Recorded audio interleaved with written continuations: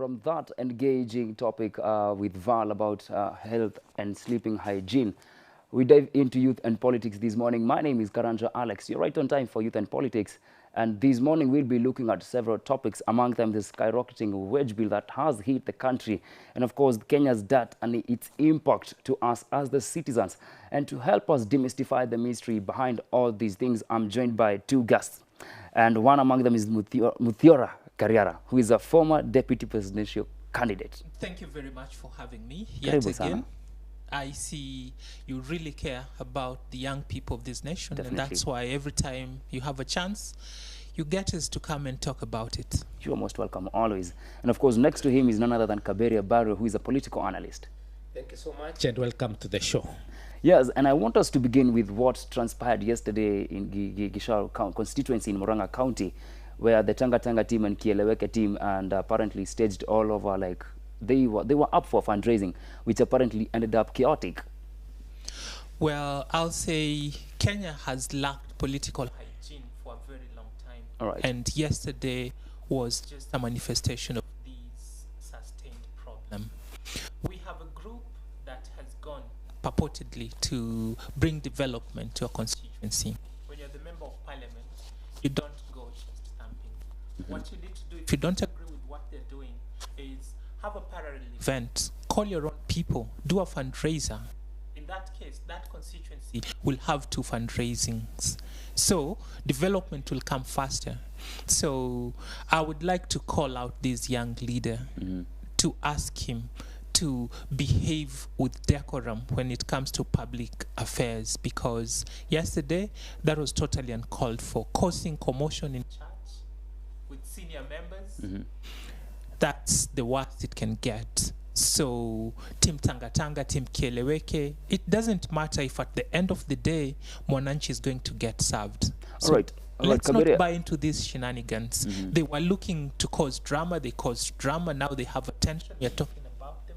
This is not how to do things. Right. Kakaberi, as we get your insight on the topic that transpired yesterday, do you think we are fighting, or rather we have a supremacy battle between Kieleweke and Tanga Tanga?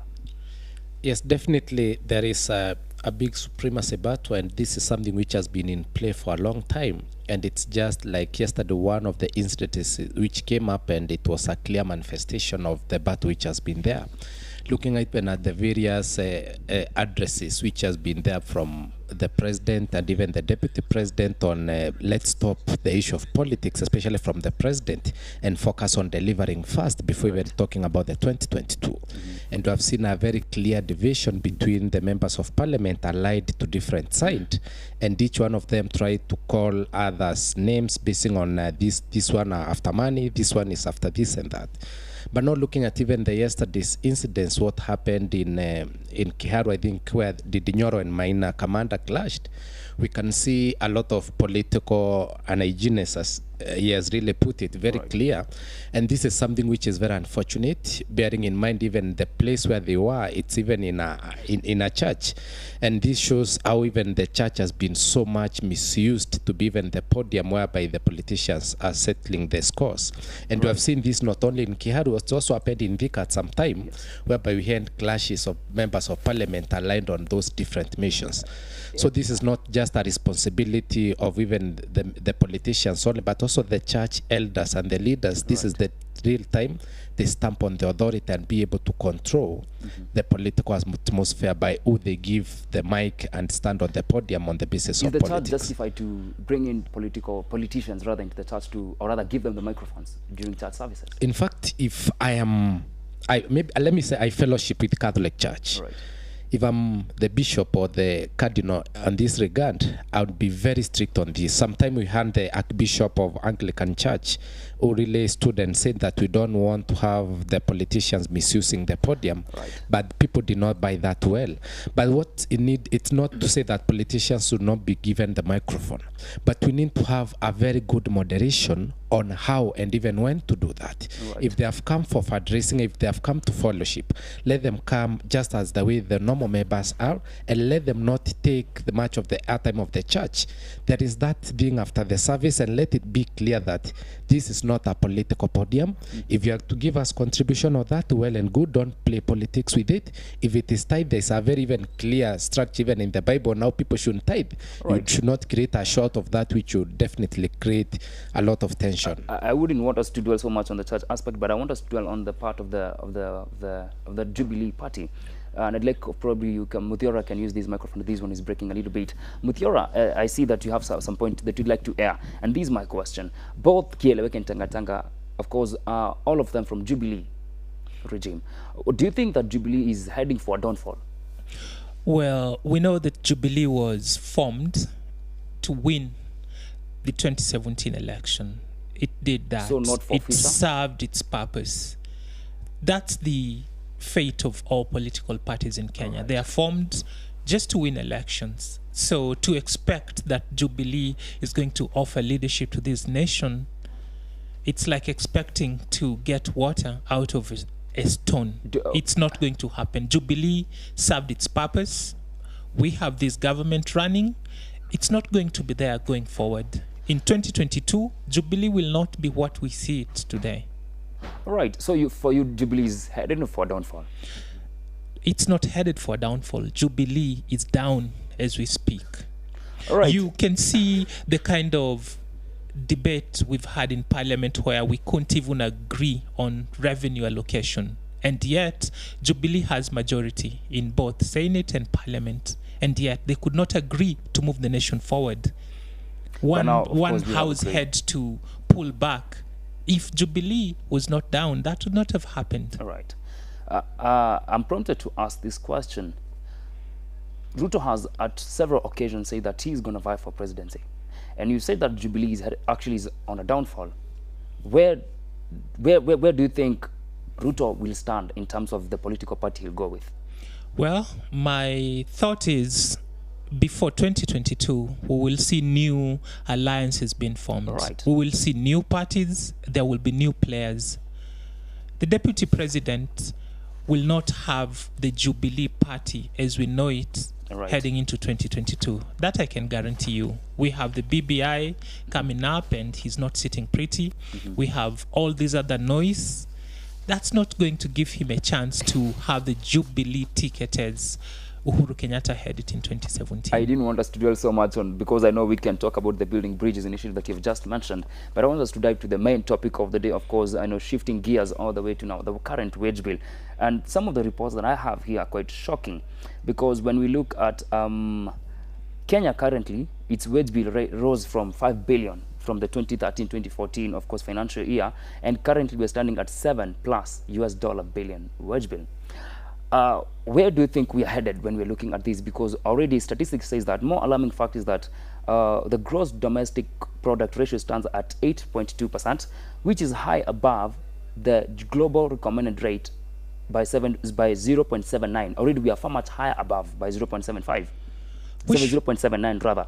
We should be worried as a nation, because if we were able to run Kenya back then with the kind of debt to GDP ratio that we had. You remember when Kibaki was leaving office, we were doing less than 2 trillion.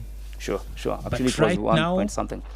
In just 7 years, it has risen to almost 6 trillion. It was 1.7 trillion. 1.7 trillion.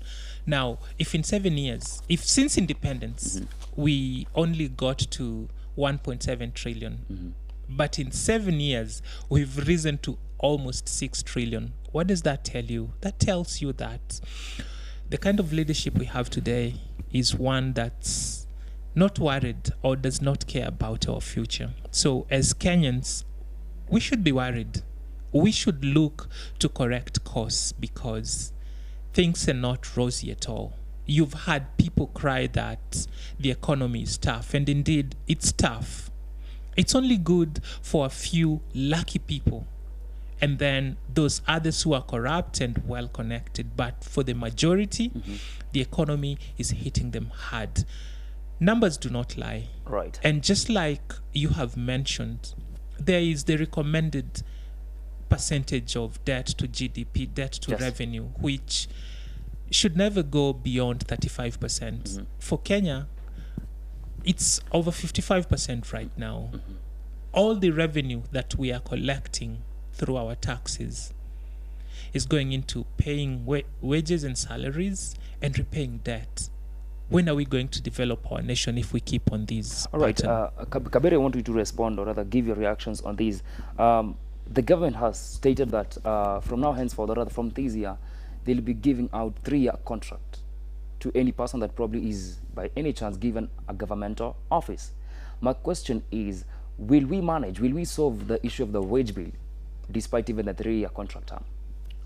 Well, I think it's the wage bill in Kenya, it's really ballooning and it's a serious crisis. And I think what the government was trying to do through the Public Service Board is to bring in a short-term measures, at least to be able to curb that, as even they are trying to think of the long term.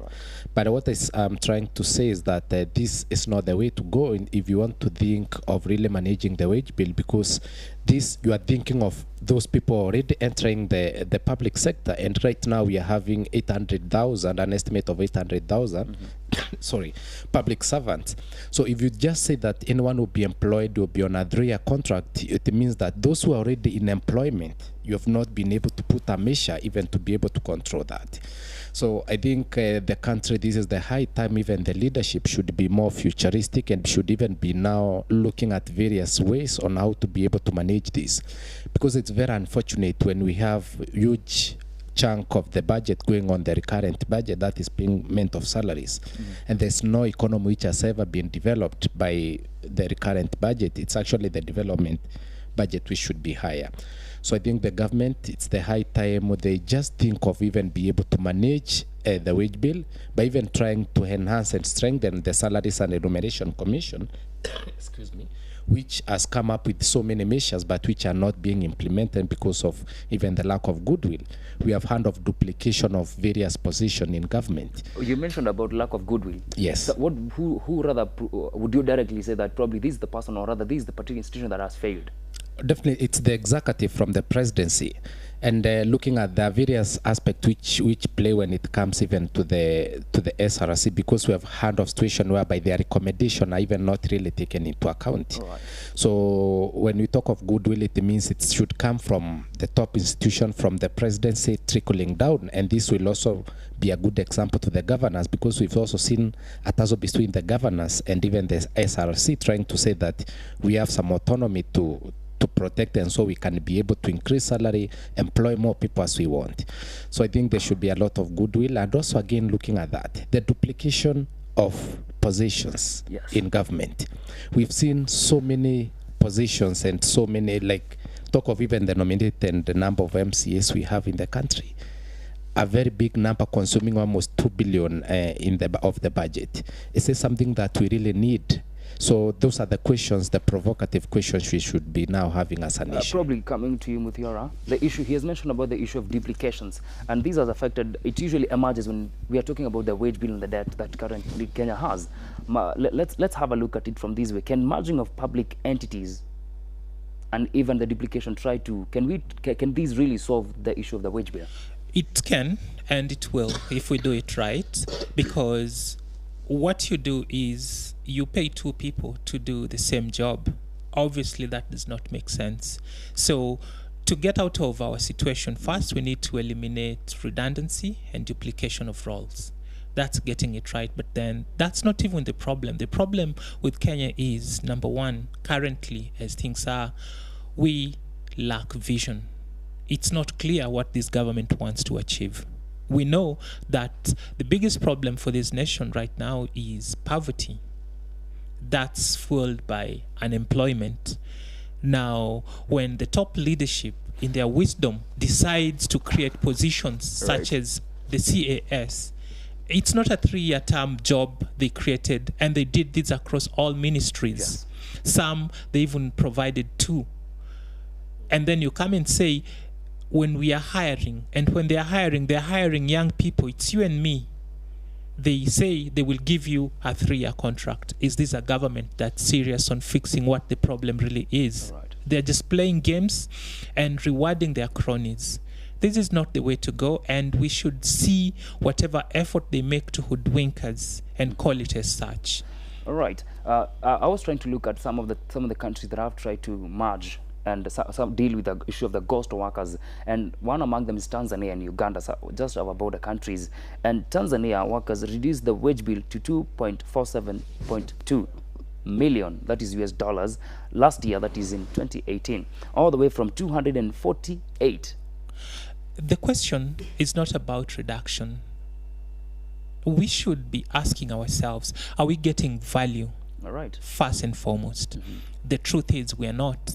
So what can we do to increase productivity Of the country of the persons. of the persons already Right. employed? If you go to a government office, you can be sure that, number one, they don't even put in the time they are supposed to put in. And then even when they are at work, they were not competently hired. So you find there is a skill mismatch. People are not able to execute their roles because they're in the wrong field, then the wrong posting, the nepotism, tribalism that comes into play when you're hiring. So the question we should be looking to answer is, do we have the right people in the right jobs so that they can create value? Because the government does not create employment for the nation. What they do is they create an enabling environment. Are the people who have been hired through our taxes helping to create that environment? It's okay if the wage bill balloons, but then the GDP is also growing commensurate to whatever we are putting in to pay these civil servants. All right. Kabiria, do you think we're going anywhere in terms of growth with the current wage bill? Well, when you talk about the growth of a nation, there are various aspects, even on the economic perspective, that you really look at. As one we has mentioned is about now the GDP. Then the other thing is now the production. When you look at this country, Kenya, we import more than we even export. And the level of industrialization, actually, when you look, it has reduced from 12.4% to 8%, meaning that most of the industries and the production have declined in the recent past. Looking at even the industries which have collapsed, the companies which are even closing down and even moving to our neighboring Ethiopia and other countries. So when you want to look at the growth, sometimes it's good to ignore the economic statistics that we are even given, that we see growth by 4% or by 5%, but look at even the reality of even the aspect of the common mwananchi. Are we seeing some changes or some even growth even as wananchi ourselves? When you talk about that, we look at even at the hospitals, the infrastructure and all that. So I think in Kenya, when we talk about growth, we can't see significant growth as maybe we expected. And there's a lot of things which are going wrong, and there's a lot of even stagnation on some sectors.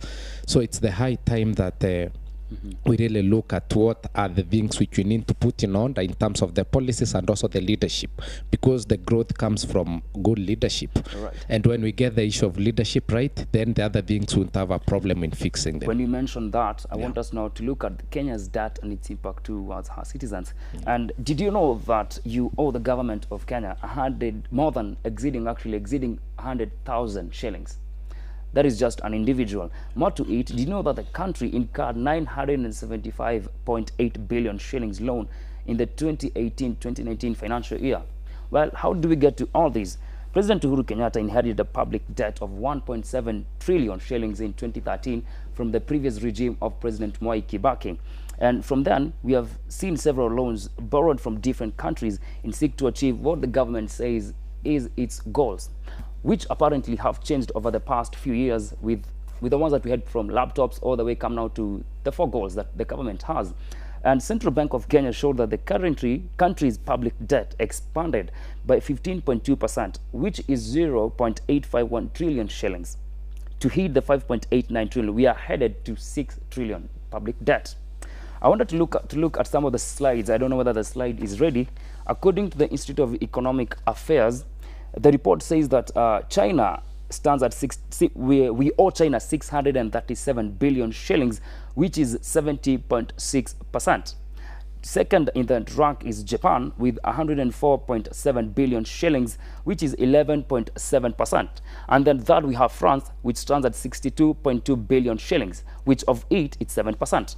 All the way going to Germany, we stand at 35 billion shillings, which is 3.9% rather. Italy, which is the fifth one in the rank, it's 15.6 billion shillings, which is 1.7%. I don't want to look as deeper into the rest of the countries. I want to take your reactions on this. Well, number one, I'll tell you, we have mismanaged our economy, because how on earth do you accumulate such a huge debt from one country? You've seen what the percentage is with China. That means our leadership was not looking forward. You need to diversify. That's something we've not done. Look at that. It says we have borrowed our debt portfolio. Yes. We owe 70.6% to China. So if things today did not go right and we messed up our relationship with China and they said, you have to pay us today, we fold up as a nation. Now, this is something we should not do. I'm glad the economic hitman we had in the CS of Henry Rotich. Right. The embattled. Yeah, he's on his way to committee, because this is one person who has done this nation a great disservice. While he was a CS, our debt moved from 1.7 all the way to 6 trillion. It's actually over 6 trillion. This is a government that's not very keen even to give you the right figures. According to the government, says 5.89. Yes, the same government that says that the unemployment amongst the youth is less than 20%. So these figures, when they're given to you, you have to take them with a pinch of salt. Now, obviously, when all your revenue goes into recurrent expenditure, that's debt payment, wages, you're not sitting pretty. All right. We need to correct the course that this nation is going on to, and unfortunately, unless we start to make a lot of noise, and this I'm urging all Kenyans out there, and especially the young people who can make sense of what these numbers are, Yes. they will not take corrective action and will keep sinking deeper into this morass, and Kenya will never be great. All right. I want Barry before we even take your insight on these, or rather your take on these figures. I have a question about UK has been a long time business partner since independence with the country, and apparently it's not in the list, or rather on the list. What's your take on that? Well, this is a very serious issue, because UK has been our strong partner from even the colonial era, being they were our colonial masters. But it's very unfortunate that maybe due to some political reasons, because we can't see them in the list. And I'm saying political reasons because these people, they have supported us in so many ways, from even funding most of the projects, even giving the grants.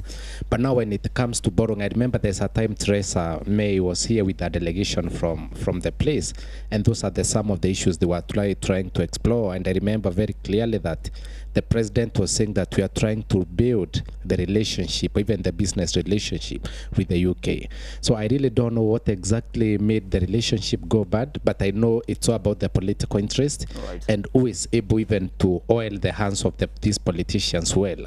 Knowing that China, they have a very crafty way of doing their own things, and you saw even the delegation, they called all the presidents of Africa with very good incentives and all that.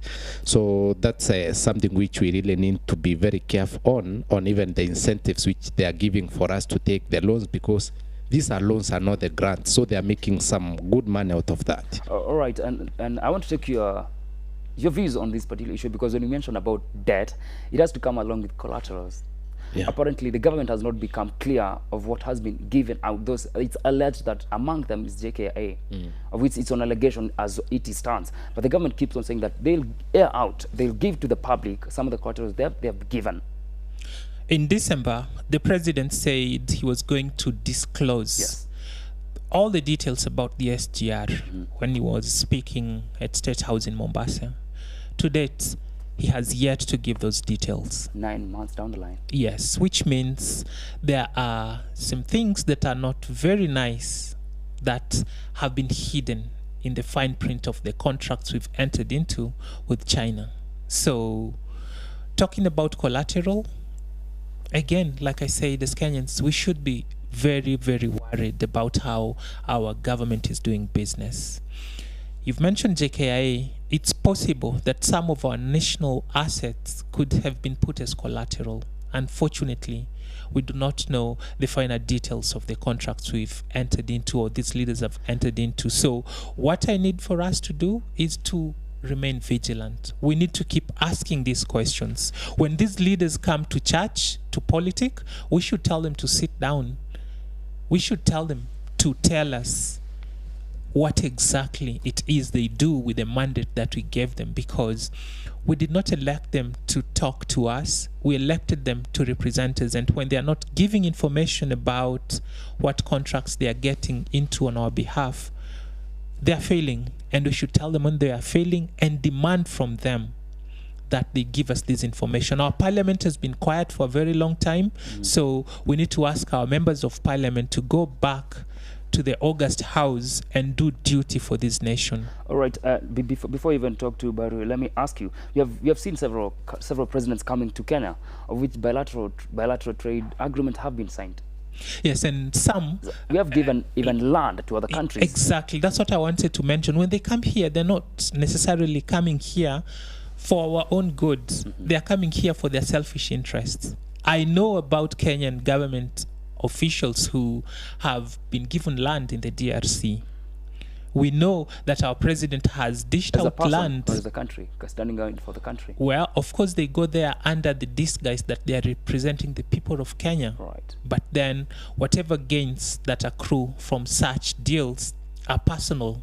They are for themselves, their cronies, and their families. Our president has given land to South Sudan, Definitely. to Uganda. Of course, these are our business partners. But then, are these beneficial to us? We should not just accept things because we feel like we are in a helpless situation. No, we're not in a helpless situation. What we need to do is to petition our leaders, and especially those in parliament, that yes, we've done 2 years the way that we've done them. Yes, there's the handshake and everything that's going on, but then they must remember that they are there because they're supposed to oversight this government. They're supposed to represent us. They're supposed to be taking care of the interests of the Kenyan people. Let them canvass these matters in the floor of the House and hold this government to account. Baru, do you think we are, as a country, we are struggling in terms of leadership, in terms of even impact that is felt from the leaders?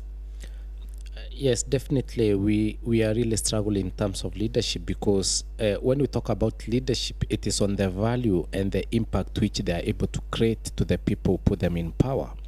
And looking at even the various leadership we have, especially on the political leadership, we have not really been able to get the real value in terms of even the economic development, also the social services, and even on the political space. Right. And this is something which we can be able to see it even at the common grassroots level, go even to the common mwananchi. Everyone, they are really complaining that the economy is unbearable.